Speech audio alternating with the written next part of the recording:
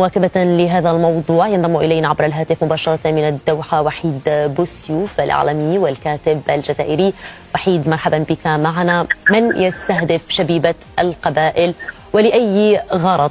صحيفة المساء الجزائرية تنقل أسئلة الجماهير وأنصار الشبيبة. مرحبا منال، مرحبا بمتابعي قناة الكاس. صراحة السؤال صعب جدا الإجابة عنه، لأن لما نتحدث عن وجود مؤامرة أكيد يكون في طرف يريد أن يسقط فريق شبيبة القبائل للدرجة الثانية. لكن أنا لو تحدثت بمنطق كرة القدم، فريق شبيبة القبائل تمتلك أسوأ تعداد لها خلال السنوات الأخيرة. فريق لا يمكن له أن يفوز بمباريات أمام فريق يلعب بالفريق الثاني في مباريات. أتحدث عن مباراة هلال شلغوم العيد، مباراة كانت سيئة بالنسبة لفريق شبيبة القبائل، لعب أمام الفريق الثاني لشلغوم العيد، رغم ذلك حقق الفوز بهدف واحد. صحيح كان في أخطاء تحكيمية، خاصة الهدف الذي سجل خلال المباراة رفض الحكم بداعي التسلل ولم يكن تسللا، الحكم ارتكب جريمة في حق كرة القدم في تلك المباراة. لكن لما نتحدث عن فريق شبيبة القبائل ليس هذا الفريق الذي تعودنا عليه، حتى وإن كان الآن يتواجد في الدور ربع النهائي من دوري أبطال إفريقيا، لكن الشبيبة التي تعودنا عليها تمتلك لاعبين على مستوى عالي. الآن أي لاعب يمكن له أن يلعب في شبيبة القبائل. هذه أزمة تتحملها الإدارة. صحيح هنالك أخطاء تحكيمية تكررت في آخر 4 مباريات، تحدث عن مباراة أمام جمعية الشلف وكذلك شباب القسنطينة، وبعدها مباراة شلغوم العيد، والمباراة الأخيرة أيضا أمام بارادو ركلة جزاء شرعية. يعني من المستحيل أن الحكم مباراة لم يشاهده، حتى هو تحدث أن الكرة هي التي ذهبت للاعب. أنا أستغرب من تبرير مباراة واحدة ألغيت فيها ركلة جزاء شرعية كما تقول، لكن هناك مباريات أخرى ومباريات يعني سارت قبل وخسر فيها شبيبة القبائل. هل الحكام هم المقصودون يعني أم يوجهون نعم، وهناك كذلك من يقول أن ربما هناك وراء الكواليس من يوجه الحكام ضد الشبيبة.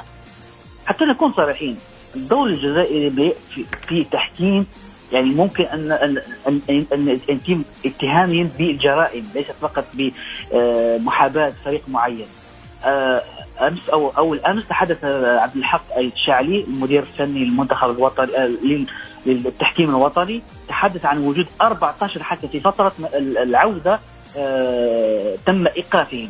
رقم كبير جدا، 14 حكم مرة واحدة في فترة العودة فقط.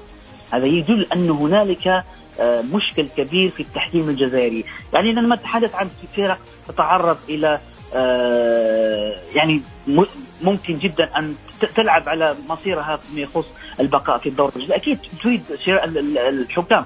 هذا ينطبق على الفرق المنافسة على التواجد في المسابقات الإفريقية سواء الكاف أو كذلك دوري الأبطال، تريد أن تحتل مركز يخليها تلعب في هذه المسابقات. أكيد سوف تحاول أن تشتري الحكام. وحيد، سأبدأ من حيث انتهيت فقط لضيق الوقت. هل هناك تخوف أن يتأثر الفريق قبل مواجهته في دوري أبطال إفريقيا أمام الترجي معنويا؟ يعني أكيد لما نشوف فريق عريق جدا من الفرق الكبيرة في الجزائر، أكثر تتويجا، تعاني في الدوري، مهدد الآن بالهبوط، وأول مرة ممكن يحصل لهذا الفريق أنه سوف يلعب في الدرجة الثانية، وهذا ما لا أتمناه.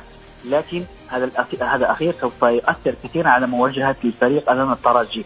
صحيح أن الفريق قدم مباريات جيدة في دوري الأبطال عكس المباريات التي قدمها في الدوري، لكن هذه المرة سوف يتأثر بشكل كبير جدا، يعني ضغوطات كبيرة من الجمهور على المستويات التي قدمها الفريق، وانتقادات كبيرة للاعبين الذين يتحملون جزء كبير من هذه المسؤولية، وانتقادات لإدارة النادي التي بقت كطرف ساكت فيما يحدث لهذا الفريق. حتى لو تحدثنا على التحكيم، فريق شبيبة القبائل تعرض للظلم خلال المباراة الأخيرة أمام الوداد. يعني حتى ركلة جزاء أو الهدف الذي سجله الوداد الأول كان بلمسة يد وتواجد في التسلل. رغم ذلك إدارة ضعيفة تتحمل مسؤولية ما يحدث الفريق، لأنها لا تعرف كيف أن تدافع عن حقوق الفريق. هذا ما يحدث في شبيبة القبائل، لا تمتلك إدارة. نعم وحيد، اتضحت الصورة. أكتفي بهذا القدر لضيق الوقت وأعتذر عن المقاطعة. وحيد بوسيوف الكاتب والناقد الرياضي الجزائري، شكرا جزيلا لك.